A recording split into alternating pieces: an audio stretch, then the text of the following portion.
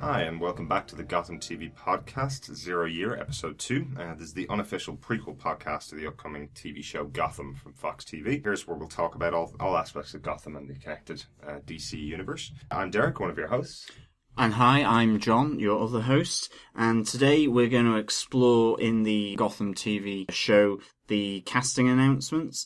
And so we're going to have a look at the actors who have been cast so far, and the characters that they're going to play. And also in this podcast we will introduce the new news section of the podcast with announcements on aspects connected to the Gotham TV show, but also other areas of the DC universe. And areas that might interest us and you, I guess. Well, the first story, and it's just further clarification from our podcast last week at the TCAs, which is the Television Critics Association. Kevin Riley, and he has further described the show, and he has described it as being an operatic soap. So that certainly fits in with the idea of drama that we were talking about last week. He's saying that the show will showcase the city of Gotham as teetering on the edge. So quite what it's teetering on remains to be seen, but I suspect it will be a descent into criminality and corruption and just a general sort of,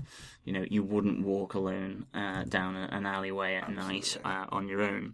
And one of the things really as well that has come from that is that New York has been confirmed as Gotham City. So it's not Dublin, and it's certainly not Manchester or Chicago. In this case, it's New York City. Yeah, absolutely. There's a casting announcement that came out this week, which asked for extras and based in New York City area that look like punks and look like bad guys, criminals to stand in the background of episodes. So we know for a fact it's definitely being filmed in New York. So very interesting. Yeah, it's considering that there's also been an announcement in the last 2 weeks that the 4 Marvel TV shows that are filming for Netflix in the next couple of months have done a deal with New York to film all their episodes in that location. It's kind of becoming the center of the universe for superheroes again, like it was with the comics in the 70s, I suppose. So good on you, New York. Hopefully get over there sometime and get in the background of filming ourselves. Yeah, I mean, if you walk down the streets, you're going to expect to bump into a superhero or at least someone who's being terrorized by one. So it'll be, a good choice. And well done, New York, for getting all these different shows that relate to the comic books. So some of the news about some of the other shows that are coming up, some of the DC universe. Yeah, so in other DC-related news with regards to TV, NBC's Constantine has also started to add new cast this week, and they've had 3 new cast members announced. They are on top of the announcement of Matt Ryan, who will actually play the chain-smoking demon hunter Constantine. The British demon hunter, isn't he? He is. From the comics, he was a Liverpudlian, a Scouser. Yeah. I suspect they might not go down that route here with Matt Ryan. Yeah, pretty unlikely that an American audience would get the Scouse accent that easily, I suppose. I think so. See what they did to Cheryl Cole, so when she was on TV in America, sent her back home packing. So. Exactly. So I think on the back of Matt Ryan's announcement as Constantine, then we've had Harold Perrineau. He's obviously of Lost fame, as we remember, and Romeo and Juliet. So young hearts born free, I believe. Just hope there's not a character called Walt on the show. Let's hope not. But he will play Angel in the show. Then another cast this week was with Lucy Griffiths, and she's from True Blood, and she apparently is playing a lady called Liv. Right. Yeah. Will she live? Will she live? Here's the question. Who knows? But if she's not central, then maybe she won't live very long. But then the third announcement is Charles Halford, and people may remember him, certainly lately, who played the chilling meth producer in True Detectives, and he will be playing Chaz, who's essentially Constantine's oldest friend, and he was kind of turned into a bit of a sidekick in the 2005 movie, and was played by Shia LaBeouf. He who should not be named at the moment for various crazy stuff going on. Yeah, but it sounds like it's returning more to the idea from the comic books of him being, an actual sidekick, a person that's of the same kind of age group as Constantine, and it's not the child running around behind him on his coattails, I suppose. Exactly. Yeah. So, I mean, how Ryan and Charles Halford knit together, they would be probably the two principal characters leading this new TV show that's only just going to be piloted. And just a few things on that is it's being written by a guy from The Mentalist, Daniel Cerrone, with David S. Goyer, who have kind of come up with a basic storyline and outline for the show. And the pilot episode will be directed by Neil Marshall of The Descent fame. So, I mean, there's certainly some strong players there. Neil Marshall, having done film, he's also worked on Game of Thrones. And then, obviously, David S. Goyer involved with Man of Steel. And everything from Blade to Batman. Exactly. So, that sounds really exciting. Could be quite dark. It sounds really exciting. Yeah. And maybe it's also another play with the possibility that Doctor Strange is coming to the Marvel Universe. You've kind of got two kind of demonic / magic and supernatural type characters there. Yeah. The other big news then relates to the Flash TV show, and Grant Gustin, who was cast as the Flash, we got a first look at his costume, and well, at least from the neck up, we got to see a first look at his costume. Yeah, it's looking pretty cool. It's a little slightly darkened down red than what we would have seen in the '90s Flash TV show, if anybody's around for that. But yeah, it's looking pretty cool, pretty svelte, and you can see it going at speed. But yeah, not a huge amount more than that. That's all we've seen so far. I know he's been in Arrow, but not as the Flash. He's been as the alter ego. Yeah. So I mean, again, there's connection there between the different shows, and as we explored last week, I wonder if any of these shows might link in or connect with Gotham. It's difficult to say at this stage, but it's something that might be a working theory. But I think that's all really from the other TV shows at the moment. Yeah, kind of the final bit of news is a little bit outside of that, but something we'll cover here on our show. Definitely is the gaming announcements came out this week in the Connected Universe. Rocksteady have announced that they are going to be doing the fourth in the Arkham series of games. They've announced that the Arkham Knight is the name of it. It's coming out. Rumours suggest the 14th of October 2014. They've just said 2014. And they put out their announcement trailer just this week, which is about a 4-minute trailer. It looks incredible. Check it out on our website. It'll be in the show notes. It's going to be a next-gen version. It's going to be based in PC, Xbox One, and PS4 only. It won't be on the current-gen consoles. But yeah, it looks incredible. Yeah, it certainly does. You had Two-Face in there. You had the Penguin, Harley Quinn, Gotham cops being shot at, explosions, a very kind of svelte-looking young Batman. Looked quite dishy, but the important thing was that it had the Batmobile in it. And it looks like, in terms of a development on from the gameplay, from the other games, that you'll be able to play and use the Batmobile within the course of the game. Yeah, Rocksteady have confirmed they've had to rebuild Gotham from the ground up so that they'll be able to have wide enough streets to drive a Batmobile about without it looking weird, I suppose. The streets in the previous games, Arkham City and Arkham Asylum and Arkham Origins weren't really built for any kind of car. Yeah, but I think as well that they are looking to maintain that free-flowing combat that was in the original games. The first 2 or first 3, if you also count the other game, the non-Rocksteady game, but also as well the investigative modes from the previous games as well will also be retained. So this looks really exciting, and I think it might be that we had better start to save a bit of cash, because this may very well be our buy-in to the next generation consoles. So not only is it the cost of a game, but it's going to be the cost of a console to play this game as well, certainly for ourselves. But it certainly looks worth it, I must say.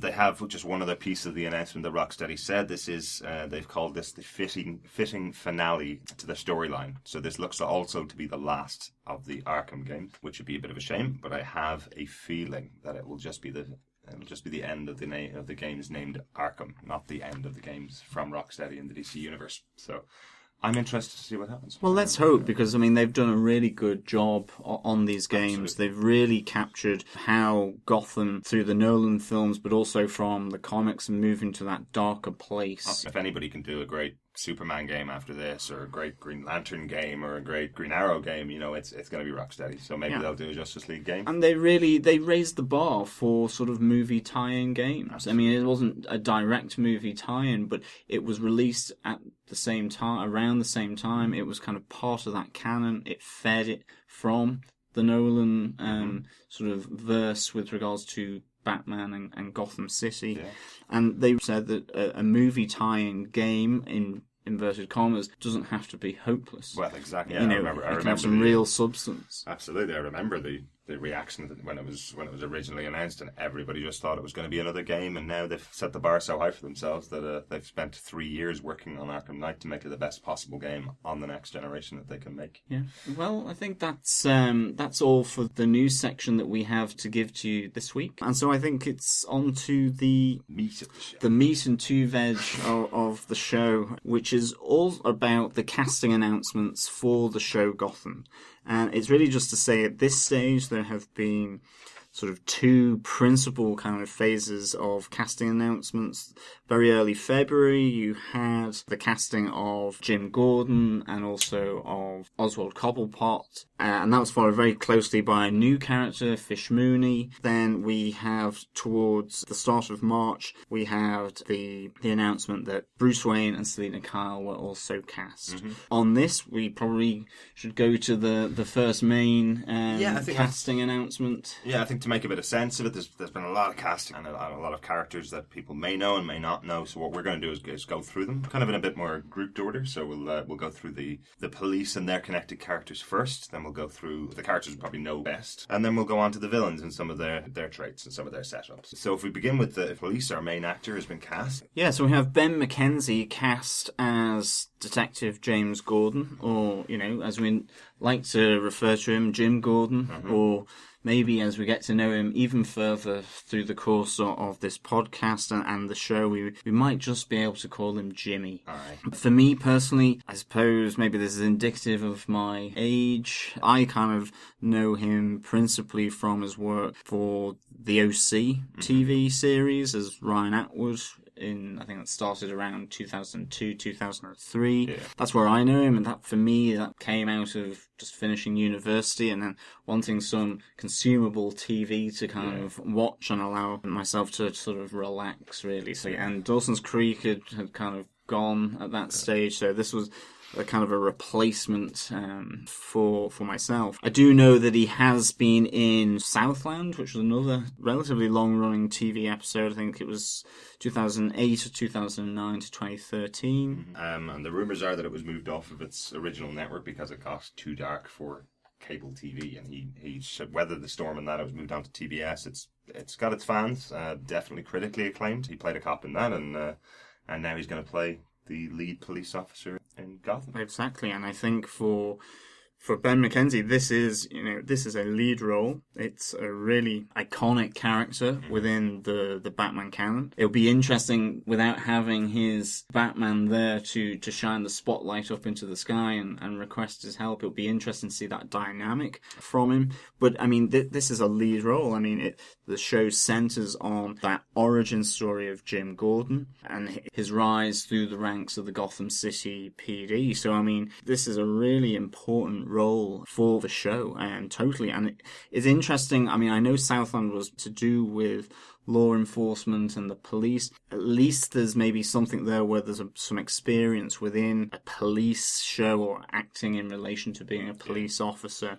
Yeah, and never saying 10-4 and all that. Well, yeah, exactly. I mean, hopefully it won't be like that. Looking down it. Yeah. But he's not new to the kind of law enforcement genre with regards to TV work that he's done previously. Yeah. It's not to say that it will be like sort of Southland or a police procedural, but it will be interesting that he's not new to that area. And I think he's also not new to the DC universe. That's true, yeah.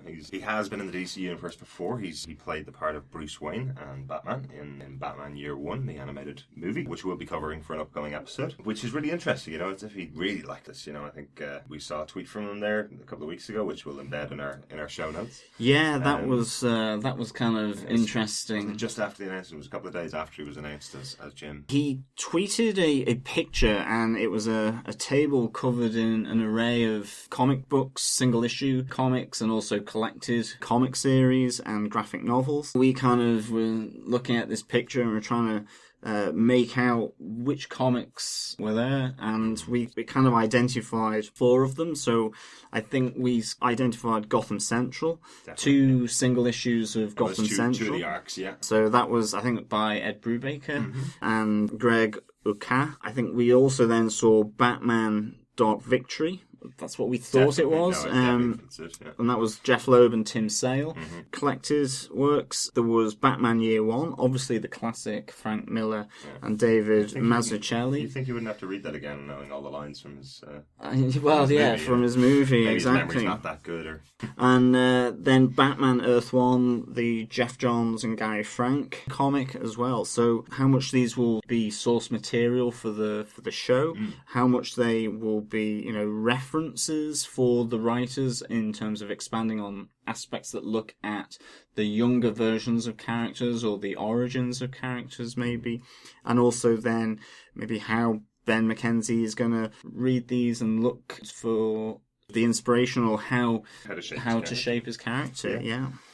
Absolutely, no. It's definitely interesting to see those, and it definitely gives us the pause to realise we have a lot of work to do as well, and hopefully we'll help you guys through the next couple of months and give you some insight into these books. And it's kind of like we've been set homework by Ben McKenzie to read these books to build our own insights into maybe what this show will be about. Absolutely. There is also a slight kind of rumour from this that Gary Oldman gave him some advice to look at this source material, to go back to the comics in preparation for Jim Gordon. So maybe it's also just taking on a bit of advice from a fellow actor and a fellow Gordon. Yeah. And a fellow Gordon, indeed. So yeah, you definitely don't want to refuse advice from Gary Oldman either. So yeah, I mean, overall, I feel kind of pretty happy with the casting of Ben McKenzie as Jim Gordon. Yeah.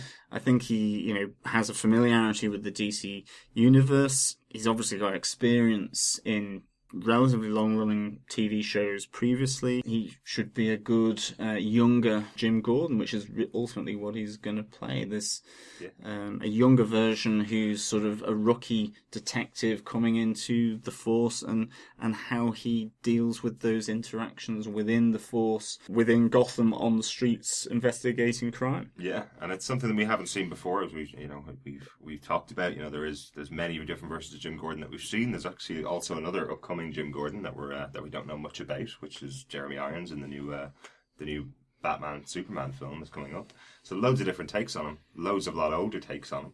We've never seen young Jim Gordon, apart from the occasional pieces that we see in some of the books that we mentioned, like Year One and like Earth One. It's a bit of a younger Jim Gordon. Will he have a moustache? Is the crucial question here. Will he sport a moustache? Can Ben grow a moustache? I'm sure he can. Yeah.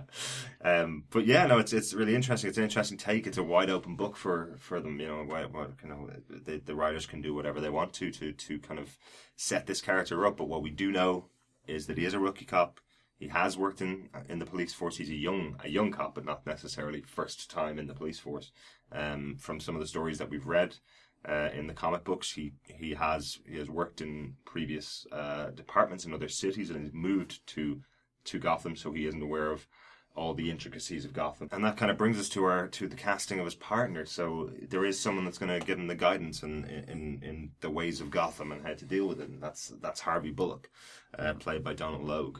So he is going to play sort of Jim Gordon's older partner. I would think he's certainly older than Ben McKenzie in real life. So he kind of takes on maybe an older, more world-weary kind of cop with a lot of experience. Whether it's going to be kind of a mentor/rookie type relationship, it'll be interesting to know.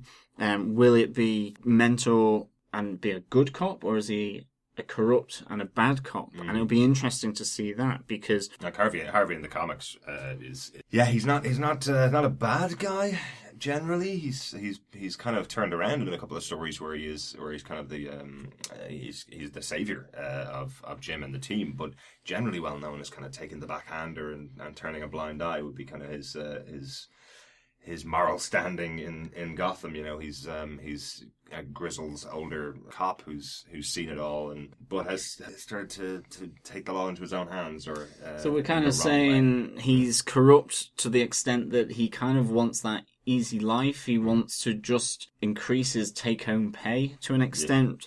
Maybe, protect any family that he may have.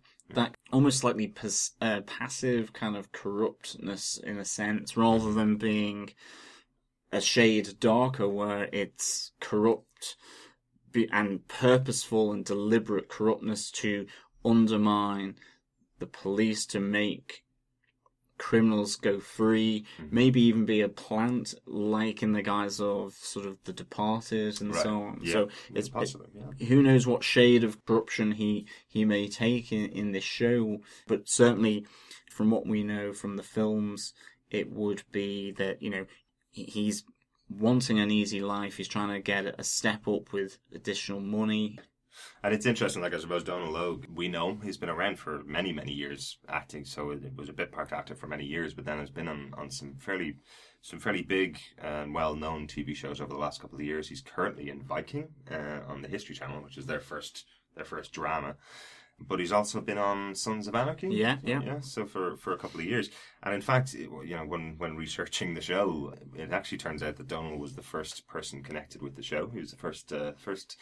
It was found out essentially that he was interviewing and that they were looking at Donal Logue for a character in the show, and everybody automatically assumed he was going to be Jim Gordon, which is quite interesting. Yeah, okay, yeah. Given the kind of previous roles that he played, I absolutely see how he fits with Harry Bullock much more so than than a young Jim Gordon who's within the timeline, it makes sense to have him as Harvey Bullock rather than Jim Gordon, definitely. Yeah. But what are some of the other members of the team, the homicide unit that they're in? And one of them is Captain Essen. Yeah, so Captain Essen is a character we don't know a huge amount about from the comic books, but she's played by Sabrina Guevara, who... again, not very aware of her work. I'll be researching over the next couple of months, definitely. But Captain Essen is apparently a character from one of the books that we're going to be reading. It's Batman Year One. Yeah. It's kind of this idea of, what will Captain Essen, what will she be? Mm-hmm. She's described as balancing two worlds of the police and politics and having a slight Machiavellian type quality to it. Yeah. In Year One, I believe there may be a relationship between her and Jim Gordon. In the comics, yeah. Within the comics. Will this play out in the show?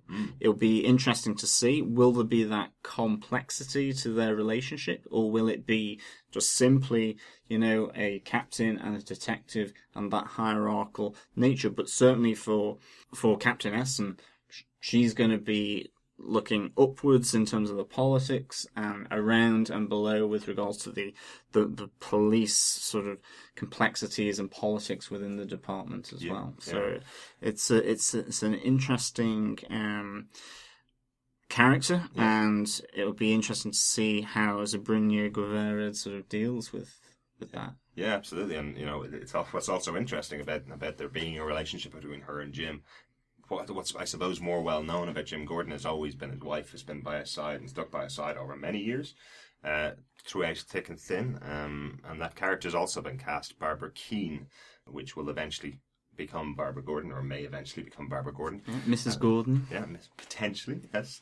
Possibly. But if there is a relationship with Captain Essen, who knows?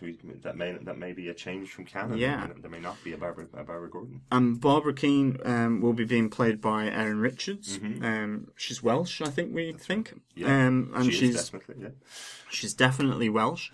And she's been involved with 2 UK TV series that we are aware of, and certainly we watched avidly, which was Being Human, and then Misfits was another one. Yeah. So it'll be interesting to see her. I mean, she's again balancing this idea of a working lady with being a fiance to the police officer. It'll be interesting. Can Jim leave his job at the front door, or will he bring it in? intense aspect to the police job. Yeah. Can he focus on his fiancée Barbara Keane, or will it be it's too much for them? It's Dr. Barbara Keane as well, isn't it? Yeah. So she is a medical doctor, so it's it's not like her job doesn't come with that much pressure. And one of the great things about a TV show, as opposed to films or as opposed to even comics and there are those kind of projects, and the great things about a TV show is that they can explore quite significantly. You've now got a doctor in the pack. You've now got somewhere where they can take their criminals who they've shot, and they can have loads more interaction with this character. She doesn't have to be like she was in some of the earlier comic books. She was just the housewife who was at home crying when Jim didn't come home at night. There's much more to her character. She's a medical doctor, but is she in a hospital or is she in an asylum at all? Will they bring the character that close to the scum and villainy of Gotham? Or will she be in the more sanitized hospital or general practice version? It'll be interesting, And that's all we know about the police force. That's the main cast of characters, and they're connected characters, I suppose, that we're aware of at the moment. Some big kind of announcement this week about the where the show's going. What we knew from the beginning, back in October when the announcement came, we knew the show was going to be about Jim Gordon and about his rise throughout the police force. What we didn't know up until this week really was how since there's going to be no Batman, that's been absolutely confirmed. There will be no Batman. We didn't know until this week who Bruce Wayne. Well, there wasn't going to be a Bruce Wayne in it. Yeah, were they even going to touch upon any of the Wayne story, and in particular the Bruce Wayne story this early on? So it'll be interesting to see that, and the casting this week, and also the hint of this casting came a bit earlier with the casting of Alfred Pennyworth.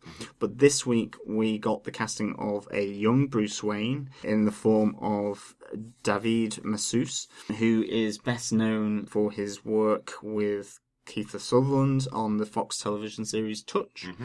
I think that only went for one episode, one series. It was two series. Two series. Okay. Yeah. It was a good show, and he really held his own and didn't talk much in the show. The whole purpose of his character was, I think, to be he was very quiet, and he had sort of an emotional trauma. Yeah, he was afflicted with autism. He was also a victim of an unknown issue at the beginning of the show as part of the show itself. So realistically, I know we watched the entire first series of the show, then got lost in the shuffle the following year, unfortunately. But we watched the first entire season of the show, and I think he may have spoken once. Yeah, exactly. So, but maybe that could be a useful aspect to what he brings. Not that he's quiet and he doesn't speak, but that emotional vulnerability and the aspect of being distraught. Because if we're to understand it correctly, then much of what's going to happen in Gotham in this TV show is going to kick off sort of around the time that Bruce's parents, Thomas and Martha Wayne, get murdered in front of him. And that provides a really interesting vehicle for this show to explore this young boy growing up and how he's affected by seeing his parents get killed in front of him and how he responds to that. That will be kind of a huge new area that they can explore and open up in terms of character, in terms of story arc, in terms of the Batman sort of canon, because a lot of it has just been looked at in flashback, I think, really, certainly in the films and previous animation movies and so on. The comics maybe explore more some of those origins, not necessarily in full or wholly dedicated to them, but there's certainly never been issues that are specifically in that timeline where it's been only about Bruce, in this week of his life, or what's happening when he meets certain characters that are connected to him in later life. There's usually just a flashback, a couple of panels, a couple of pages. So it'll be interesting, and I think the casting of Alfred as well is in the same way is quite powerful. David, as I said, was quite central to Touch for 2 seasons. So he knows how to hold the show. I was doubtful they were going to cast anybody that we'd know in the part of Bruce, but the fact they have cast someone that has that kind of has been heavily involved in a TV show. What that means is that they're obviously looking to potentially concentrate on Bruce a bit more. I thought it was going to be once every 3 months that he'd appear, but with the casting of Alfred and with the casting of Bruce, you'd expect that they're going to turn up a lot more often. So yeah, on to the casting of Sean Pertwee. Like you've mentioned there, it's he has been cast now. It's Sean Pertwee in the role as Alfred Pennyworth. He's a UK actor. Certainly, he's known not only for his films, but for the fact that his father, John Pertwee, is a well-known actor who played the Fifth Doctor in Doctor Who. So you could say that the son of Doctor Who is now in Gotham. But he's also, he's so well known for doing movies like Dog Soldiers. Right now, I believe he's just finished up quite a recurring guest role on Elementary, which is the American version of our own wonderful Sherlock. He's apparently quite well known over in that part. So that's quite interesting. That's really good. Yeah, he's also been in Equilibrium, and obviously there was a previous actor who has played Batman very successfully in Christian Bale. Yeah. And also then one of my favourite space horrors, Event Horizon. So, I mean, certainly if you haven't followed Sean Pertwee in Elementary and you want to kind of get an idea of some of the characters that he's done, the 3 films that we would recommend are Dog Soldiers, which is a small UK horror movie directed by Neil Marshall, who we've mentioned about already in connection to the Constantine pilot, but also then Equilibrium and Event Horizon. Yeah, fantastic. Yeah, they're excellent shows. Yeah, so as Alfred Pennyworth, again, he's younger, and the description of him has been that he's an ex-Marine from the East End of London, and this kind of ex-military past of Alfred is not necessarily new. It's certainly been hinted at within the Nolan films. Yeah. Certainly in relation to The Dark Knight and this discussion between him and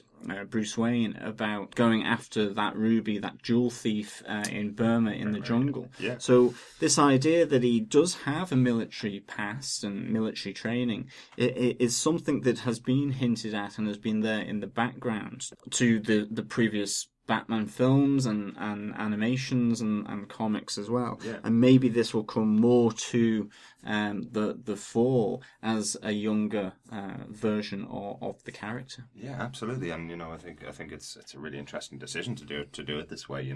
There's not that many people you'd feel sorry for who have a butler. It's quite interesting. That they've cast Sean Pertwee. They've got him as a young military man. Is it possible that he's going to be more of a bodyguard to the young Bruce Wayne who's just lost his parents, Is it much more going to be that attitude rather than someone that serves him tea? Well, it's interesting with the comic books that were on the photo tweeted by Ben McKenzie. One of them, Earth One, within Earth One, Alfred is a ex-military, and he's actually hired by the Waynes primarily to be their head of security to begin with, and not as a butler. But obviously after the death of Bruce's parents, he actually takes on the role of this idea of a protector and guardian of Bruce Wayne in terms of looking after him and looking after his estate until he comes of age. Yeah. And within this role, he presents himself then as this loyal butler to Bruce, and that's how it's described within Earth One. So that might be an interesting sort of window into how that relationship will initially start and develop. Absolutely. And as you said, the casting of both of these characters is, in relatively well-known actors, does mean, I think, that they're going to be in the show a lot more, that it's not going to be just as centrally focused as we originally heard, that it's not going to be just around James Gordon. It's going to be featuring a full cast of characters like the ones we've talked about. There's also a bit more casting this week. And again, another really interesting bit of casting, the casting of the young Selena Kyle, who is a young lady called Carmen Bicondova. I think. Cameron Oh, Bickendova. Cameron. Sorry, it's Cameron Bickendova, yeah. Bickendova. I did have to look it up. So Yeah. So she has been cast by the show there as Selena Kyle. So it's another interesting addition to the characters. Yeah, Selena is a well-known character in the Batman verse. Becomes Catwoman, or is Catwoman, and in two of the 5 Batman movies now. Most recently played by Anne Hathaway in Dark Knight Rises. So looking at Cameron Bickendova, she's a 12 or 13-year-old with mostly dancing is her experience. She's mostly in a dance troupe. Yeah, I mean, I think she's part of a dance crew called 8 Flavors. 8 Flavors. 8 Flavors, indeed. And she's been described, obviously, as a street thief and a pickpocket. Someone who is orphaned. Part of me kind of immediately thinks that this is almost like a female American version of the Artful Dodger, this pickpocket who is connected to the underworld but has the potential to be redeemed or can see the lighter aspects of the world and not just simply the criminal nature of what they've been almost brought up in and been trained to do. Yeah. And I think that's a really interesting aspect to this younger version of Selena Kyle, to see again how she develops and grows. Absolutely, but I think definitely there's something that DC Comics have done very well over the decades that the character's been around. They've very much kept her not evil. They've kept her, doing what she does to support herself. It's very much of the, she'll steal a loaf of bread to feed her family kind of thing, because she comes from a lack of privilege. She comes from a place of poverty. So yes, she will absolutely steal every jewel you have to support her and her family, or her and her group. Another really interesting sort of exploration that this show can do is that interaction between Selena Kyle and the young Bruce Wayne. The young version of this interaction. We're so used to seeing Bruce Wayne and Catwoman or Selena Kyle, that interplay as adults. And it's the start of this relationship, this really sort of complex relationship that they have. It'll be interesting to see how they deal with that, because obviously the common link here is the orphaned. Bruce Wayne has just recently been orphaned, and Selena Kyle is being described as an orphan, a street orphan. And so it'll be interesting to see how this relationship gets going, how it starts, and how it develops, certainly between two young teenagers. Will she be an emotional crutch for the recently bereaved Bruce Wayne to kind of sort of lean onto, or will she sort of maybe drag him from a darker side, or simply say, I'm orphan too, you need to deal with this and try and get over it and move on and do something. How will that sort of interplay work? And I think the other aspect then is Selena Kyle almost becomes a bit like the mirror, or the glass floor. On the one side, it's that connection to the good Gotham, and then that other connection downwards to sort of the bad or the darker elements of the criminal elements of Gotham City. She maybe becomes that kind of connection there between those two worlds. Well, absolutely. Have so frequently been sort of described within Gotham City. Like what happens to a child who's been orphaned and doesn't have the backing that Bruce has in his life? What happens to them in a city where everyone's on the take? The politicians are doing everything they can to get money rather than dealing with the social aspects of the society. We've seen the Narrows, which are the areas where the poverty-stricken residents of Gotham live. I presume that Selena is going to be our window into that world of Gotham, and that kind of dark side of Gotham. Will she be institutionalized? Will she be in an orphanage? Is she adopted or fostered type of thing? I mean, how does this young teenage girl survive in the world? Is she connected with foster parents or an institution, an orphanage, or is she connected actually maybe to a darker type of Fagin persons, such as maybe the Penguin? I think that'll be really interesting to see. I think one thing, though, that you have to say with this casting is that when we were looking and researching Carmen Bicondova, we came across this YouTube video on the 7th of February of her dancing to Happy by Pharrell Williams, and from it gave the impression that she had been told exactly that she had landed and got the part of the young Selena Kyle. Yeah, because she's a young, 12, 13-year-old. It's a very cheeky video. If she didn't know that day that she just gotten the part, I'd be absolutely shocked. Yeah, we'll stick it in the notes so you can have a look yourself, definitely. But the thing you need to check on is the type of hat that she's wearing. But all I mean, about the headgear, it's all about the headgear. Like, fair dues to her. It's really quite sweet, really, that she's that excited, or comes across as being that excited from landing the role, if that is indeed what it is. But you just get that feeling when you see it, certainly with how close it is to the announcement. 2-3 weeks before the announcement. I think she knew. And great dancer too. So quite interesting, to have a dancer in the part of the cat. It's quite interesting. It allows agility and that type of dexterity to come in and be played right from the start. It's really interesting. Absolutely. And I think kind of moving on then now to sort of the kind of other interesting announcement here is this is one that we're kind of unsure about the announcement. So we've seen it. It is marked there, but character Betty Kane has been cast, played by Sarah Paxton. So Betty Kane is kind of a well-known character from the comic books. She was originally created as a love interest for Robin, worked with Batwoman, and at the time when she was created in the early 60s, she was Batgirl, who became quite a regular staple that you'd see over the years. Wow, okay. So are we potentially saying here that Batgirl already exists? Can't imagine it. Really can't imagine it. How would you have Batgirl without having a Batman in the universe? Yeah.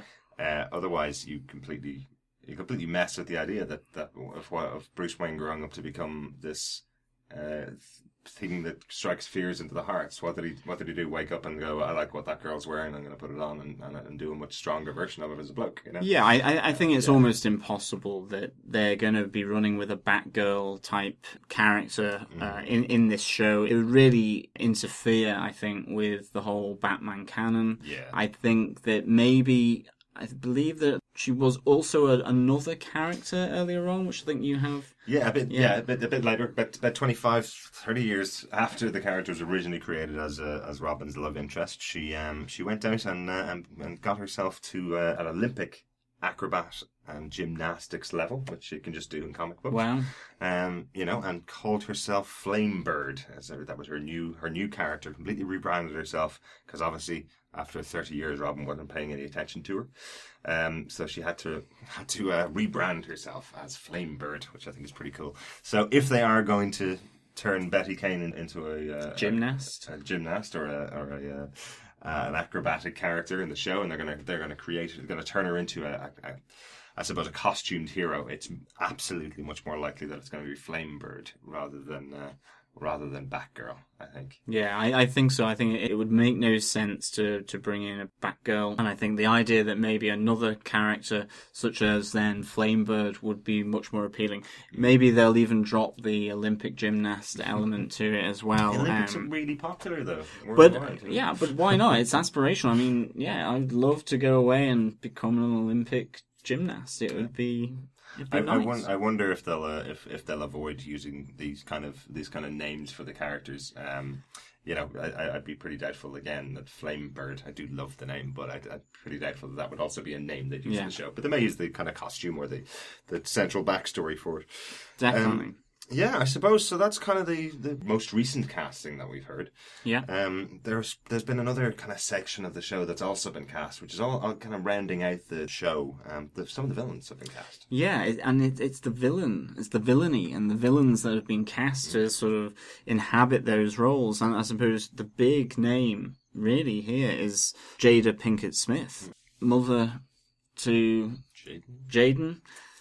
Wife to Will Smith, been in films like Collateral, Matrix Revolutions.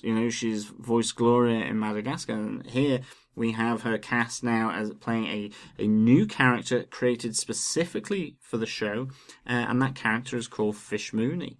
And I mean, that too, I think, is really important, that within this show there is not just simply referencing and getting characters from the source material, but also they're making new characters for the canon and introducing them into the Gotham universe and the Batman universe.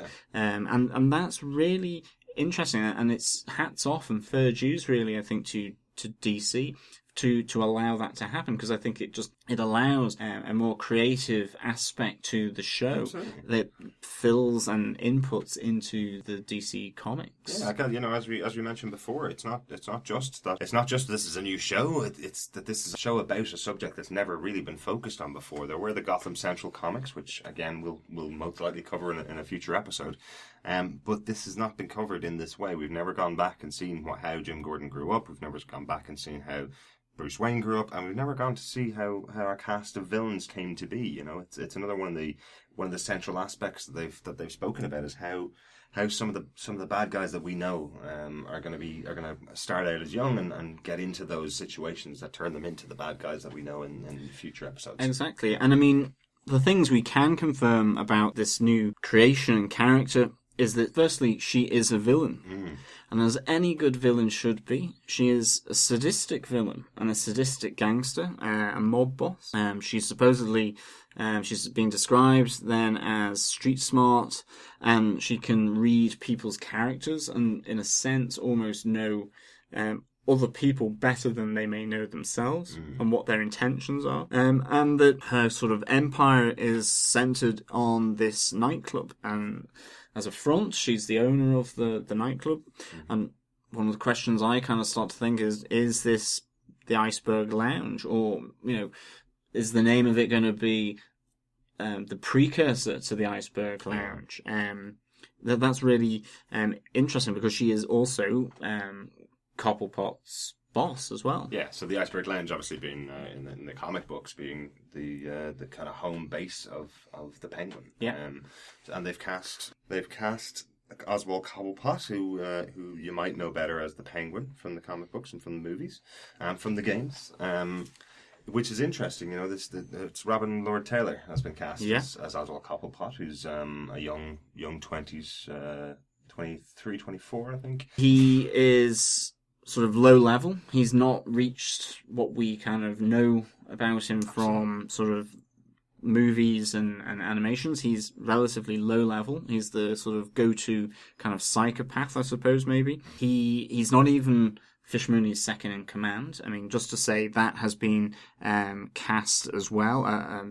Second in command will be someone known as Butch Gilzean, and that is going to be played by Drew Powell. But the only thing we know about that character was only cast 2 days ago. So he's deceptively clever and ambitious. Is kind of all they've given us about him. So Oswald Cobblepot is not even second in command. He's not even that close to sort of that top level on the power run for the criminal underworld. And apparently he, behind sort of a relative polite demeanour, he hides this lust for sort of reaching the top and the power that will bring him. And it'll be interesting to see how that plays out with, again, this ability that Fish Mooney has been described as having, that is, you know, she can read people like a book.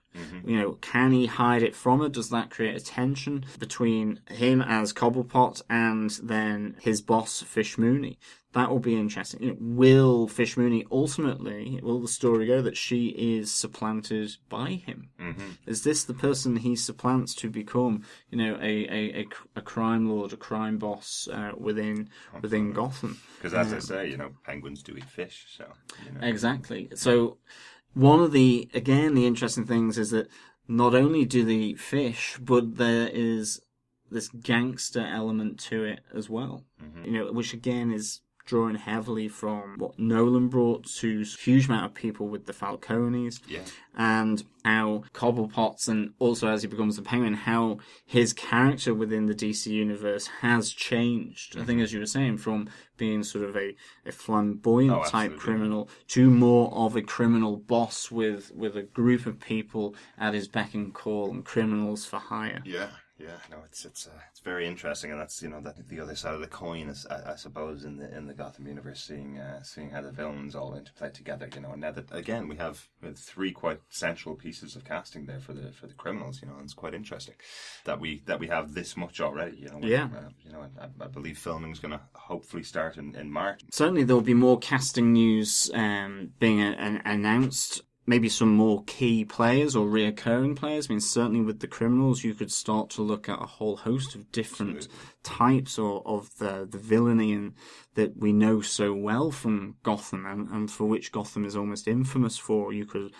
look at the Riddler. You could have a young girl who likes to do gardening and or has an environmental concern or something. Ivy, there's a whole host of different villains that they can start to explore their origins to, and I think that this casting is really looking like it's taking shape nicely. They've cast a lot of the main players from the police force. They've introduced us to the fact that there is a Wayne Manor sort of element to that, with Alfred and a young Bruce Wayne being cast, and they've also now rounded off more fully the principal villains that are going to be around maybe for the first season.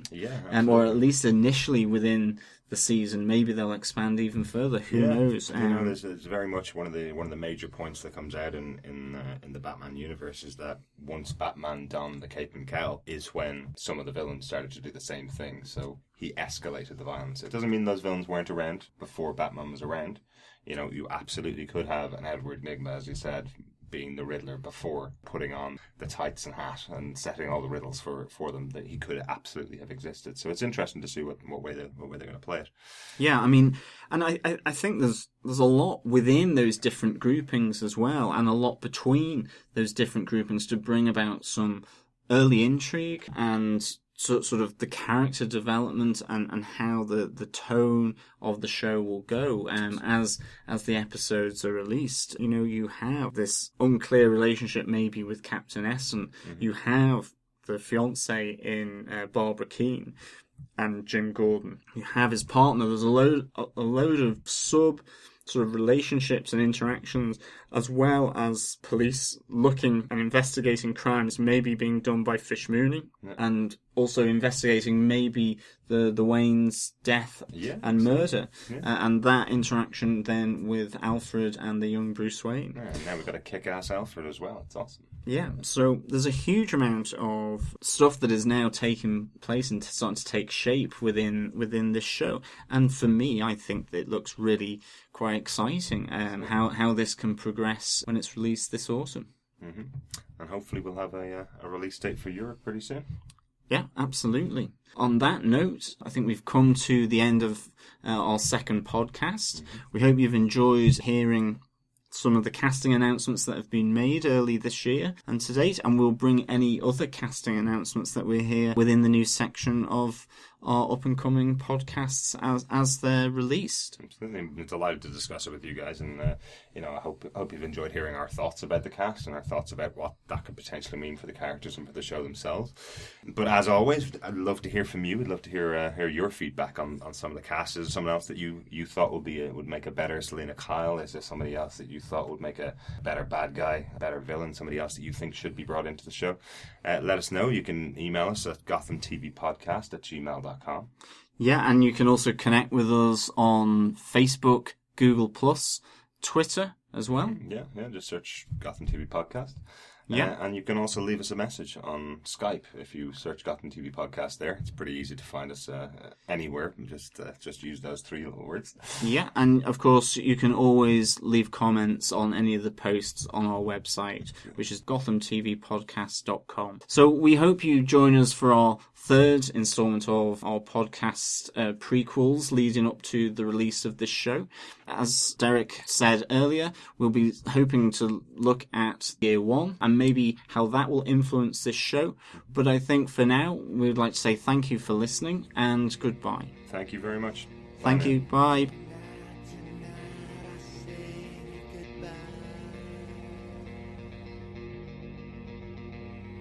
To everyone